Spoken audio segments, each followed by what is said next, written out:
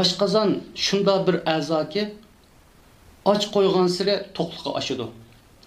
To'yg'izgan siri ochliqqa oshadi. Shunda bo'lg'achqa odam ko'p yeb ko'nab qolgandan keyin normadan oshirib yeydigan bo'lib ketadi. Mohiyatda oshqozon kengib, uchay kengib, asli holatiga qaytolmay, birinchidan biz o'zimizning yeshimizga mos kelmagan ve beden süptümüzge maskelmigen qo'saq sevağın haletine şekillendirimiz. Hazır şu köpüncü yaşlarının şu erlerimizden süptigi tesir yetkiziyotgan mesele qo'saq seliviliş bo'lib qoldi. Hem de ilgili otobollarımız şu qo'saq selivilişine sağlamlıkның bir düşmeni deb qarab, biri qo'saqның şu aşqazanның 3/1'ni boş qaldırıp qo'saq aram toyğu deb uzuqlangan. İlgili hazırki cemiyetimizgidek unda qo'saq etilg'ida yeb ichadigan, buluşığı yeb ichadigan holat o'z vaqtida bo'lmagan. U vaqtimi açarchilik emas, intayin ma'murchilik bo'lgan.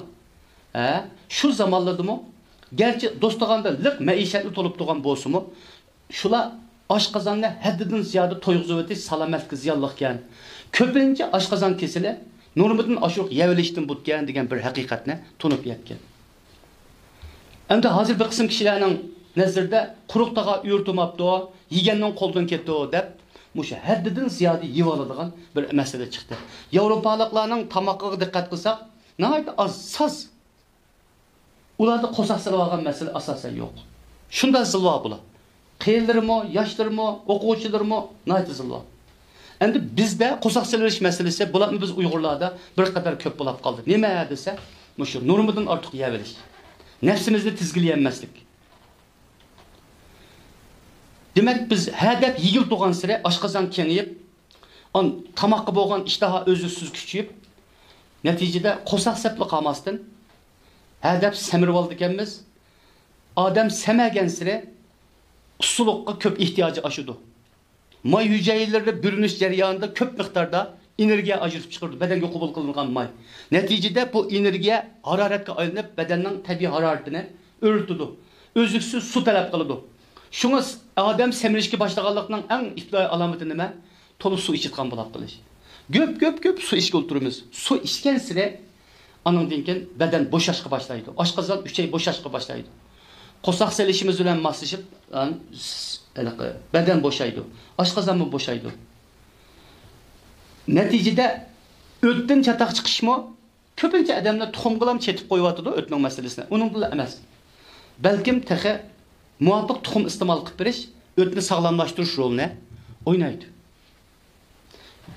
O't yallig'i bo'lib qolgan chaqda biz yallig' yenib bo'lguncha tuxum iste'mol qilmaslikni ta'kidlaymiz. Lekin o't yallig'ining birdan-bir sababi tuxum emas. Birdan-bir sababi normadan ortiq yeyverish. Yana birisi qonuniyatsiz yeyish. Qanday desa, ertiganda nashti qilmaydi. Ko'pincha odamlar ertiganda nashti qilmaydi. Ya ki etlep seplep nahayet Allah'ına golvan kılıp paçbiret naştı qilib qo'ydi. Tushda idoraning oshxonasida yoki xizmat o'rniga yaqin oshxonalarda bir ara odatdagi bir g'izalni oldi. Jimi taomni kashga o'rnatib, tabatgan pulni tepulab, qilgan xizmatni qilib bo'lib, ondan keyin yashashga boshlaydi kashda. Al-og'illarni yig'ib, har xil sovrinlarni hozirlab, qo'saqni ziyoda to'yg'izib, bo'lishig'i ichib, güppida yetib uxlab qoldi. Neticede oshqozon o'tkisili osmondan tushmaydi. Dal bizning nomuvofiq uzuqlanish odatimizga munosabat holda paydo bo'ldi.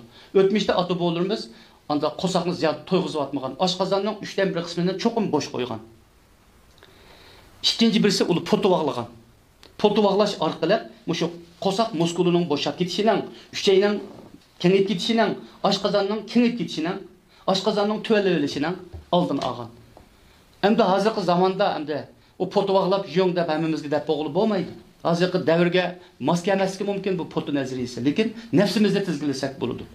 Nafsi tizginimizni tizginlab, shu yana yerim qachi yesam bo'tdi degan chaqda to'xtab olsak, oshqozon kesili, o't kesili bo'lib qilishdan o'limlik oldini og'ilib bo'ldi. 抖音